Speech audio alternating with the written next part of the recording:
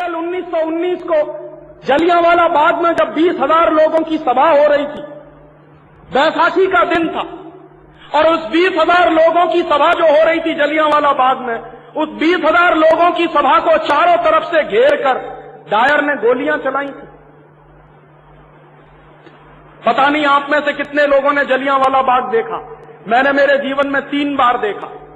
उस जलियांवाला बाग में अंदर घुसने के लिए छोटा सा गेट है 3.5 फुट का, बाकी चारों तरफ से बाउंड्री वॉल से घिरा हुआ है पूरा बाग। तो डायर ने क्या किया था कि 3.5 फुट वाले गेट पर टैंक लाकर खड़ा कर दिया था ताकि अंदर से कोई बाहर ना भाग सके। और डायर अंदर अपनी फौज लेकर पहुंचा और 20,000 हिंदुस्तानी क्रांतिकारी वहां जमा थे।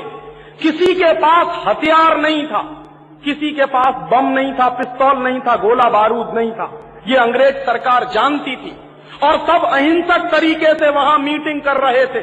और उस अहिंसक तरीके से 20,000 लोगों की जो मीटिंग चल रही थी, डायर ने बिना चेतावनी दिए हुए उन 20,000 लोगों पर गोली चलाना शुरू कर दिया और 18 मिनट गोलियां चलती रही। 1-2 मिनट नहीं, 18 मिनट गोलियां चली। और 18 मिनट जो गोलियां चली, उनमें से 2,000 लोग तो सीधे मर गए, गोलियां खाकर शहीद हो गए, और हजारों लोग भगदड़ में मर गए। जलियांवाला बाग में एक कुआं है, उस कुएं में कूदने के लिए शहीदों को लगा कि जान बच जाएगी, इस कुएं में कूदो, तो सैकड़ों हजारों तो उस कुएं में कूदने के बाद मर गए। कुछ क्रांतिकारियों को लगा कि दीवार पर से कूदकर बाहर चले जाओ, शायद जान बच जाएगी, तो दीवार से बाहर कूदने में मर गए। और कुछ लोग भगदड़ में पैर के नीचे कुचलकर मर गए। और 2,000 जिन लोगों ने अपनी कुर्बानी दी थी उस डायर की गोलियों से, रानी क्या खाके उनको माफ करेगी। और उन 2,000 शहीदों में एक नौजवान भी था, 14-15 साल का एक लड़का था, उसका नाम था ऊधम सिंह। ऊधम सिंह उसी सभा में बैठा था जिस सभा में डायर ने गोलियां चलाई थी। और ऊधम सिंह अपनी आंखों के सामने एक एक क्रांतिकारी को मरते हुए देख रहा था। और एक एक क्रांतिकारी जब मरता था तो ऊधम सिंह के मन में एक ही संकल्प पैदा होता था कि जिस डायर ने मेरे देश के 2,000 लोगों को जिंदा मार दिया है, इस डायर को मैं छोड़ूंगा नहीं अपने जीवन में। उस ऊधम सिंह के जीवन का एक ही मिशन रहा, ताजीवन उस आदमी ने, उस नौजवान ने अपनी जवानी गुजारी सिर्फ डायर से बदला लेने के लिए। और वो 14 साल का बेटा, बालक, इस भारत मां का 14 साल के बच्चे की उम्र क्या होती है और समझ क्या होती है, जरा अंदाजा करिए। हिंदुस्तान में क्रांतिकारियों की उम्र नहीं देखी जाती कभी। उस 14 साल के बालक की क्या उम्र थी, क्या समझ थी। वो मरते हुए लोगों की लाश को एक किनारे रखता था और जो मरने वाले क्रांतिकारी थे उनको पानी पिलाने का काम करता था। और जब गोलियां चलना बंद हो गई तो उन सारी मरी हुई लाशों को अंदर जलियांवाला बाग से बाहर लाने के काम में ऊधम सिंह और ऊधम सिंह जैसे तमाम नौजवान थे जो जुटे हुए। और ऊधम सिंह ने उसी दिन संकल्प कर लिया था कि मैं इस डायर को जिंदा नहीं छोड़ूंगा जिसने मेरे देश के 2,000 लोगों को मार दिया है गोलियों से। ऊधम सिंह बाद में बड़ा हुआ।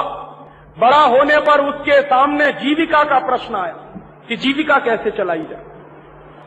तो नौजवान के मन में जीविका चलाने के प्रति एक ही उद्देश्य था कि मुझे जिंदा रहना है डायर के मरने तक, और कोई उद्देश्य नहीं है जीवन का। और वो लड़का बढ़ईगिरी के काम में लगा, कारपेंटर हो गया, लोहारी का काम किया, बढ़ईगिरी का काम किया। उसके बाद जीवन में कुछ पैसा बनाया उसने और पैसा बनाकर लंदन गया। क्यों गया? क्योंकि डायर ने जब यहां हत्याकांड कर दिया था तो डायर का तबादला कर दिया गया था और उसको लंदन भेज दिया था अंग्रेजों की सरकार। तो डायर की तलाश में ऊधम सिंह लंदन तक पहुंचा और लंदन पहुंचने के बाद फिर पैसे खत्म हो गए तो उसने लंदन के एक होटल में बैरे की नौकरी की। और महीनों महीनों बैरे की नौकरी करने के बाद कुछ पैसा बनाया तो उससे एक रिवॉल्वर खरीदी उस नौजवान ने। और वो रिवॉल्वर लेकर सारा दिन उसके जीवन का एक ही उद्देश्य रहता था कि डायर को ढूंढना है, लंदन में कहां रहता है। एक बार डायर का पता चल गया उसको और उसके पास भरी हुई पिस्तौल थी। डायर सामने से आ रहा था। ऊधम सिंह चाहता तो पिस्तौल मार के उसको वहीं ढेर कर सकता था, लेकिन उसके मन में विचार आया कि नहीं, इसको ऐसे नहीं मारूंगा। जिस तरह इसने हिंदुस्तान के एक भरी हुई सभा में 2000 लोगों को मारा है, वैसे ही किसी भरी हुई सभा में इस ऊधम सिंह ने संकल्प किया है डायर को मारने का। तो मारा नहीं उसने डायर को, और उसने कहा कि ये तो कमजोरी होगी और मैं कमजोर देश का आदमी नहीं, ये कमजोरी नहीं करूंगा। उसके बाद अंग्रेजों की सरकार ने डायर के सम्मान में एक बहुत बड़ा फंक्शन किया लंदन में। और डायर के सम्मान में अंग्रेजों की सरकार ने वो फंक्शन क्यों किया? डायर के सम्मान में अंग्रेजों की सरकार ने इसलिए फंक्शन किया कि डायर ने हिंदुस्तान के 2000 क्रांतिकारियों को मारा, तो अंग्रेजी सरकार ने उसको नाइटहुड की उपाधि दी थी कि इसने हिंदुस्तान के 2000 क्रांतिकारियों को मार दिया है, इसलिए इसको इनाम मिलना चाहिए। तो इनाम दिया गया था डायर को। और जिस समारोह में, जिस जलसे में डायर को ये इनाम दिया जा रहा था, उसकी स्तुति गान किया जा रहा था, उसकी प्रशंसाएं की जा रही थी, उसी भरी मीटिंग में ऊधम सिंह बैठा हुआ था। और जब ऊधम सिंह के बर्दाश्त के बाहर हो गई सब बात, तो चुपचाप उठा, मंच तक आया, बड़े आराम से पिस्तौल निकाली और गोली चलाई। डायर वहीं ढेर हो गया। और जब डायर ढेर हो गया तो अंग्रेजी पुलिस का एक सुपरिंटेंडेंट दरवाजे पर खड़ा था।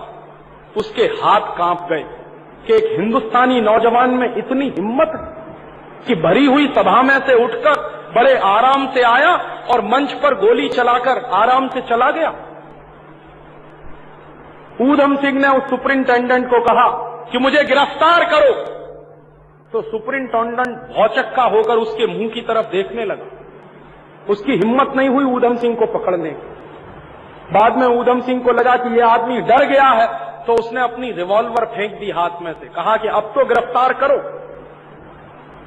तो डरते डरते उसने ऊधम सिंह के हाथ में हथकड़ी लगाई, पुलिस सुपरिंटेंडेंट। और ऊधम सिंह ने कहा कि चलो, मुझे न्यायालय में ले चलो, कोर्ट में ले चलो। कोर्ट में ले गए ऊधम सिंह को और अंग्रेजों के लंदन के न्यायालय में ऊधम सिंह को कटघरे में खड़ा किया। तो न्यायाधीश ने जो सबसे पहला प्रश्न किया ऊधम सिंह से, वो क्या था? न्यायाधीश ने प्रश्न किया कि ऊधम सिंह, तुम चाहते तो डायर की हत्या करने के बाद भाग सकते थे, तुम्हारे पास पूरा मौका था। तो ऊधम सिंह ने जवाब क्या दिया कि जज साहब, हिंदुस्तान की जिस माटी से मैं पैदा हुआ हूं, उस माटी में लोग पीठ दिखाकर नहीं भागा करते, जरूरत पड़ने पर सीने पर गोली खाते, पीठ दिखाकर नहीं भागा करते। तो जज आश्चर्य में पड़ गया। जज ने फिर दूसरा प्रश्न किया कि ऊधम सिंह, अगर तुम भाग जाते और हिंदुस्तान चले जाते तो तुम अपने जैसे सैकड़ों ऊधम सिंह पैदा कर सकते थे। तो उसने जवाब दिया कि जज साहब, आप इस गलतफहमी में मत रहिए। जिस दिन आप मुझे फांसी के फंदे पर चढ़ाओगे, उस दिन हिंदुस्तान में एक नहीं 10,000 ऊधम सिंह पैदा हो जाएंगे। मुकदमा चलता गया और मुकदमा चलता गया तो अंग्रेजों की प्रेस के जो रिपोर्टर थे, वो भौचक्के होकर उस नौजवान का चेहरा देखते थे जिसकी उम्र मुश्किल से 20-22 साल की थी। और अंग्रेजों के जज के हाथ कांप गए थे उस लड़के को फांसी का ऑर्डर सुनाने के लिए। और उस लड़के ने कहा था कि बिल्कुल परेशान मत होइए, मेरी फांसी लगाने के लिए आपको जल्लाद बुलाने की जरूरत नहीं पड़ेगी, मैं खुद अपने हाथों से फांसी का फंदा चढ़ाऊंगा। और लंदन की जेल में जब ऊधम सिंह को फांसी हुई, तो ये लंदन की जेल के मैनुअल बताते हैं कि ऊधम सिंह ने सारे जल्लादों को अलग हटा दिया था, खुद गया बड़े आराम से, और बहुत आराम से उसने कहा कि ये नकाब डालने की जरूरत नहीं है, क्योंकि अंग्रेजों के कानून थे कि फांसी के पहले काले रंग का नकाब पहनाया जाता। उसने कहा इसकी कोई जरूरत नहीं।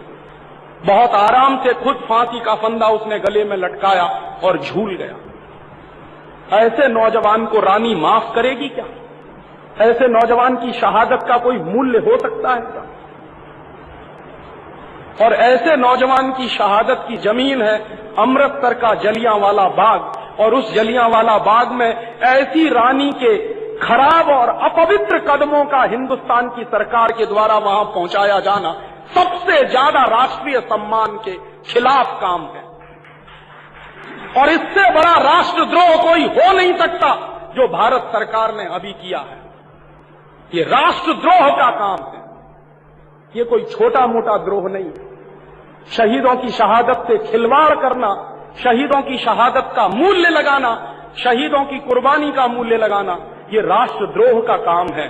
और ऐसे राष्ट्रद्रोह के काम करने वाले लोगों को, नेताओं को आप बर्दाश्त कर रहे हैं। और मैं आपसे इसी निवेदन के साथ अपना व्याख्यान खत्म कर रहा हूं कि ये इतने बड़े प्रश्न हैं जो आपके बीच में मैंने उठाए हैं, इनका जवाब तलाशिए। मिलकर अगर हम जवाब नहीं ढूंढेंगे तो आने वाली पीढ़ी हमको माफ नहीं करेगी, और आने वाली पीढ़ी जब हमसे सवाल पूछेगी तो शायद हमारे पास कोई जवाब नहीं होगा। आज मेरा दिल बहुत भरा हुआ है, ज्यादा बोलने की स्थिति में नहीं, इसलिए आपसे माफी चाहता हूं और विदा चाहता हूं।